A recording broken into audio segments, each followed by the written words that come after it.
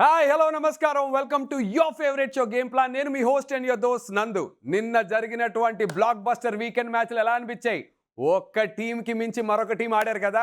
తిరిగి అలాంటి block buster matches ఇవాళ సండే రోజు 4 టీములు తలపడనున్నాయి. 4 బ్లాక్ బస్టర్ టీమ్స్. మరి ఈ మ్యాచెస్ గురించి, వీళ్ళ గేమ్ ప్లాన్ గురించి మాట్లాడడానికి నాతో పాటు మన blockbuster guest form IPL player Kalyan Krishna సిద్ధంగా ఉన్నాడు.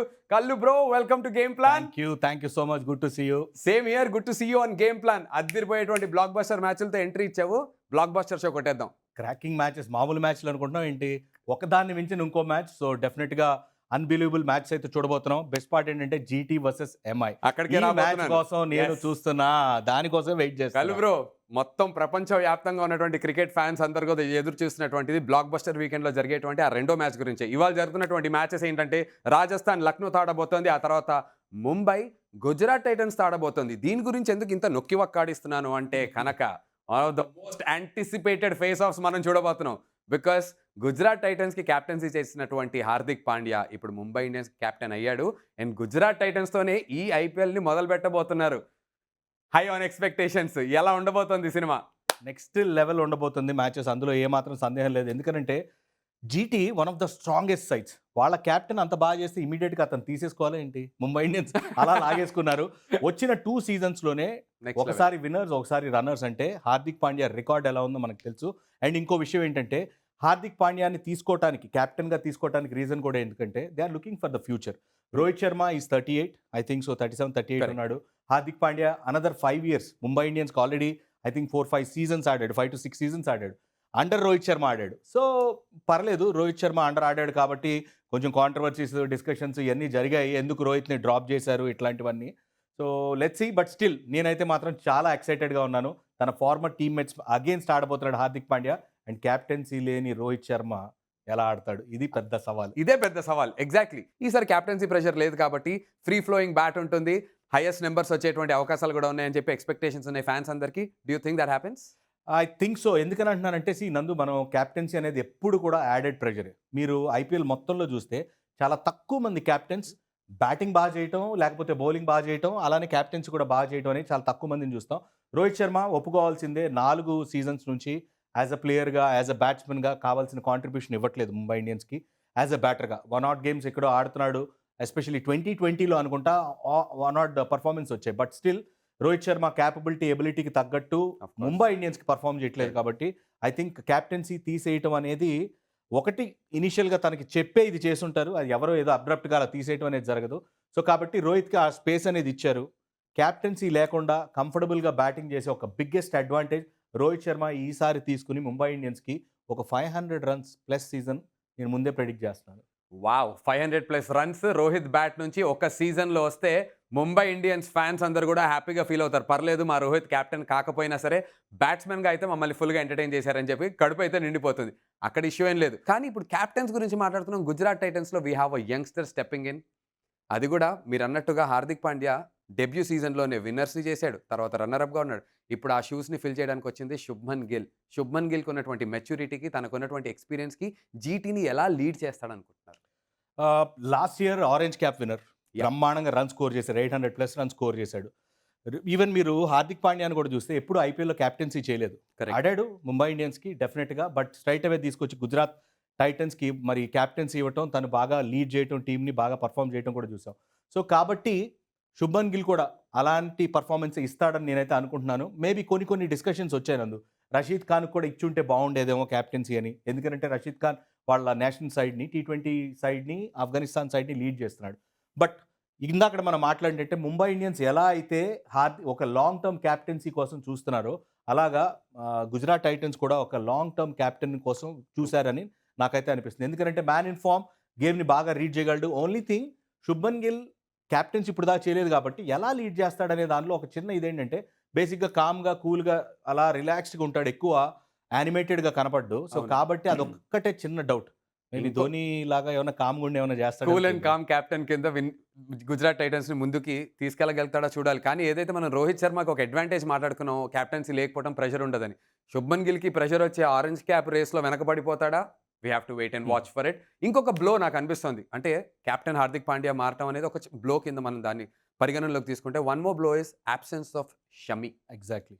సో Biggest- దాని ఇంపాక్ట్ ఎలా ఉంటుంది అనుకో అది మాత్రం you can't fill that Exactly. Shoes. ఎవరు ఆ రోల్ మళ్ళీ ఫిల్ చేస్తారా అంటే ఐ హ్యావ్ మై డౌట్స్. ఎందుకంటే last year I think 28-30 wickets తీశాడు. Yeah. అలాంటి బౌలర్ ఎస్పెషలీ అహ్మదాబాద్ స్టేడియంలో ఫాస్ట్ బౌలర్స్కి హెల్ప్ఫుల్గా ఉంటుంది. మరి షమీని రీప్లేస్ చేసే బౌలర్ ఎవరైనా ఉన్నారంటే they got Spencer Johnson. True. Big బ్యాష్లో బాగా పర్ఫామ్ చేశాడు. బట్ స్టిల్ నాకు తెలిసి అయితే మాత్రం షమీ లాగా పర్ఫామ్ చేస్తాడంటే I have my doubts. But still వాళ్ళకున్న రిసోర్సెస్లో అండ్ ఇంకొక ఇష్యూ ఏంటంటే హార్దిక్ పాండ్యా ఫిట్ ఉంటే హార్దిక్ పాండ్యా కూడా బౌలింగ్ చేసేవాడు. అది కూడా ఈసారి మిస్ అవుతుంది గుజరాత్ Exactly. టైటన్స్. అవును సో కాబట్టి పెద్ద టాస్కే వాళ్ళకుంది. I think Ashish Nehra he himself as a fast bowler, తను కూడా ఫాస్ట్ బౌలర్స్ని ఎలాగా మోటివేట్ చేస్తాడు, ఏం చేస్తాడో మనకు తెలుసు. ఎందుకంటే గుజరాత్ టైటన్స్ ఎలాంటి టీం అంటే నందు, వాళ్ళు బ్యాటింగ్ పైన డిపెండ్ అవుతారు, మంచి ఫినిషర్స్ ఉన్నారు. కానీ వాళ్ళు ఎప్పుడు బిలీవ్ చేసేది ఏంటంటే bowlers wins you tournament. So True. ఎప్పుడైతే బౌలర్స్ బాగుంటారో ఎప్పుడు కూడా మీరు చూస్తే 2 సీజన్స్లో last year Rashid Khan, Mohit Sharma, Mohammed Shami almost అందరూ 25+ వికెట్స్ తీశారు. సో కాబట్టి ఈసారి ఎలాగా ఈ బౌలర్స్ని ఉన్న రిసోర్స్నెస్ యూజ్ చేస్తారనే చూడాలి. బట్ మొహమ్మద్ షమీని రీప్లేస్ చేయడం అంటే మాత్రం కష్టం, అది చాలా చాలా కష్టం. చాలా చాలా tough shoes to fill in. ఆ స్పేస్ని మాత్రం ఎలాంటి ఒక ఛాంపియన్ వచ్చిన, ఎస్పెషల్లీ మనం వరల్డ్ కప్లో కూడా చూసాం కదా షమీబాయ్ Exactly. చేసినటువంటి అసలు నెక్స్ట్ లెవెల్ బౌలింగ్ మనం అయితే చూసాం. ఎక్కడో ముంబై ఇండియన్స్కే మేజర్ అడ్వాంటేజెస్ కనిపిస్తున్నాయి. But let's wait and watch. Game అయిన తర్వాత డిసైడ్ చేసుకోవచ్చు ఆ విషయాన్ని. Let's move on to the first match of the blockbuster weekend. ఆదివారం రోజు రాజస్థాన్ ఆడుతోంది లక్నోతో.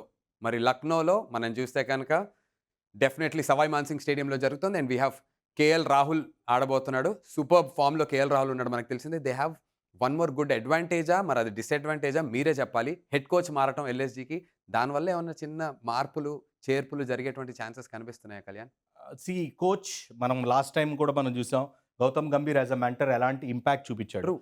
గౌతమ్ గంభీర్ని రీప్లేస్ చేసే ఎవరైనా ఉన్నారు అని అంటే మాత్రం మెంటర్ కానీ కోచ్ కానీ ఐ హ్యావ్ మై డౌట్స్. ఎందుకంటే first thing he's an Indian, he understands everybody.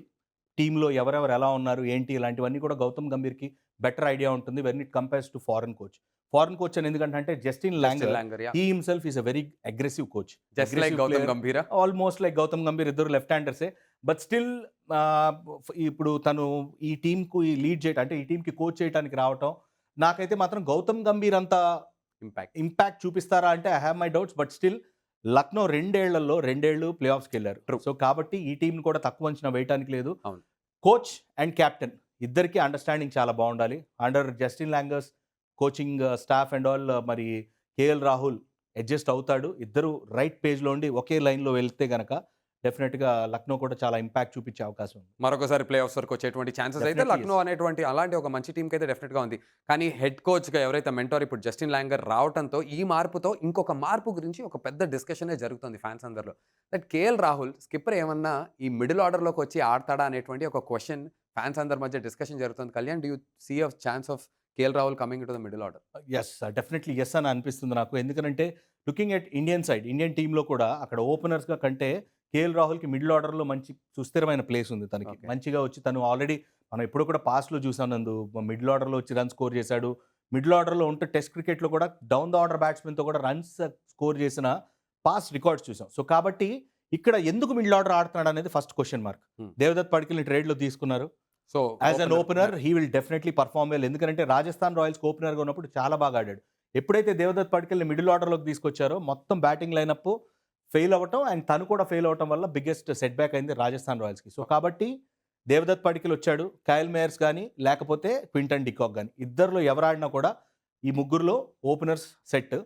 KL Rahul కనుక ఆడాలి అని అంటే మిడిల్ ఆర్డర్ నెంబర్ 4కి వచ్చి తను డెఫినెట్గా మంచి పర్ఫార్మెన్స్ ఇస్తాడని నాకైతే అనిపిస్తుంది. ఎందుకంటే ఇవాళ రేపు తనకేం కొత్త కాదు మిడిల్ ఆర్డర్ ఆడటం. కేఎల్ రాహుల్ మిడిల్ ఆర్డర్ రావటం ఇది ఒక good sign for Lucknow Super Giants. So అక్కడ నుంచి యాంకర్ చేసి ఇన్నింగ్స్ని బిల్డ్ చేసేటువంటి ఒక ప్లేయర్ కావాలి. And who better then KL Rahul. But let's move on to ఇప్పుడు ఓపెనర్స్ గురించి మాట్లాడుకుంటే on the other side riding on a purple patch ఈ యంగ్స్టర్ రైజ్ ఆఫ్ జైస్వాల్ అని మనం చెప్పాలి Kalyan. Wow wow wow wow ఏం మాట్లాడినా ఎంత మాట్లాడినా తక్కువ. ఎందుకంటే he is in that kind of form. Extraordinary cricketer, fearless cricketer, భయం అనేది బ్లడ్లో లేని ప్లేయర్ లాగా కనబడుతున్నాడు. బీభత్సమైన బ్యాటింగ్ చేస్తున్నాడు. మీరు టెస్ట్ క్రికెట్ చూడండి, ఓడిఐ ఫార్మాట్ చూడండి, ఏ ఫార్మాట్లో అయినా సరే అవుట్ స్టాండింగ్ ఫామ్లో ఉన్నాడు. కాబట్టి రాజస్థాన్ రాయల్స్ ఫుల్గా ఎక్కువగా తనపైన డిపెండ్ అవుతుంది. కొన్నిసార్లు ఏంటంటే ఎప్పుడైనా ఒక టీం మొత్తం కూడా ఒక ప్లేయర్ పైన ఎక్కువ డిపెండ్ అయినా కూడా అది చాలా చాలా ఇబ్బంది అవుతుంది. ప్లేయర్ పైన తెలియకుండా చాలా ప్రెషర్ ఉంటుంది. ఎగ్జాక్ట్లీ. మరి ఇంటర్నేషనల్ క్రికెట్లో ప్రెషర్ తట్టుకున్న జైస్వాల్ మరి ఈ లీగ్లో తట్టుకుంటాడంటే డెఫినెట్గా నాకు తెలిసి అయితే ఆ ప్రెషర్ని హ్యాండిల్ చేస్తాడు. అండ్ వాళ్ళకున్న ఒకే కన్సర్న్ జైస్వాల్తో పాటు బట్లర్ బాగా ఆడాడా. Exactly Super. అదే కదా. కానీ బట్లర్ మనం ప్రీవియస్ సీజన్ చూస్తే ఓకే, అంతకుముందు సీజన్స్‌లో బట్లర్ ఎలాంటి ఛాంపియన్ ప్లేయరో మనకు తెలుసు. కాకపోతే రీసెంట్ టైమ్స్‌లో చూస్తే బట్లర్ నుంచి మనం ఏదైతే ఎక్స్‌పెక్ట్ చేస్తామో ఆ లెవెల్ ఆఫ్ నాక్స్ అయితే డెఫినెట్‌లీ కనిపించలేదు. ఈ ప్రెషర్ మనకు జైస్వాల్ మీద పడేటువంటి ఛాన్స్ కూడా ఉంది. యాహ్! అన్‌డౌటెడ్‌లీ ఉంటుంది. ఎందుకంటే ఇద్దరు ఓపెనర్‌లు ఒకళ్ళు పర్ఫార్మ్ చేయనప్పుడు ఇంకో ఓపెనర్ పైన ఆటోమేటిక్‌గా ప్రెషర్ ఉంటుంది. బికాస్ పవర్ ప్లేలో ఎర్లీగా వికెట్ పడిందనుకో ఆటోమేటిక్‌గా మిగతా బ్యాట్స్‌మెన్‌కి షాట్ కొట్టాలా, ఇంకొక ఓపెనర్‌కి గట్టిగా షాట్స్ ఆడాలా, లేకపోతే నెమ్మదిగా ఇన్నింగ్స్‌ని ముందుకు తీసుకెళ్లాలా అనే ఒక డౌట్ క్రియేట్ అవుతుంది. ఐ థింక్ జాస్ బట్లర్ ఇంతకు మించి ఇంకా బ్యాట్ సీజన్ ఏమి ఉండదేమో లాస్ట్ ఇయర్‌కి మించి. సో అక్కడి నుంచి అక్కడి ఇంకా నుంచి మెల్లిగా పైకే రైజ్ వెళ్తాడు కాబట్టి పాజిటివ్‌గా మాట్లాడుకుంటే 100% జాస్ బట్లర్ క్లిక్ అయ్యాడంటే మాత్రం జైస్వాల్‌ని ఆపటం చాలా కష్టం. చాలా అవుతుంది. కష్టం. లెట్స్ టాక్ అబౌట్ ఆర్ఆర్ అనిన వెంటనే ఈ ఇద్దరు పేర్లు మనకు వినిపిస్తే వీళ్ళు వెన్నుముక్క లాంటి వాళ్ళు. వాళ్ళకున్నటువంటి స్పిన్ డియో. చాహల్ గాని, అశ్విన్ గాని, దీంతో పాటు స్పిన్ ట్రయో కూడా అనొచ్చా ఈసారి ఆడమ్ జాంపా గురించి మాట్లాడుకుంటే?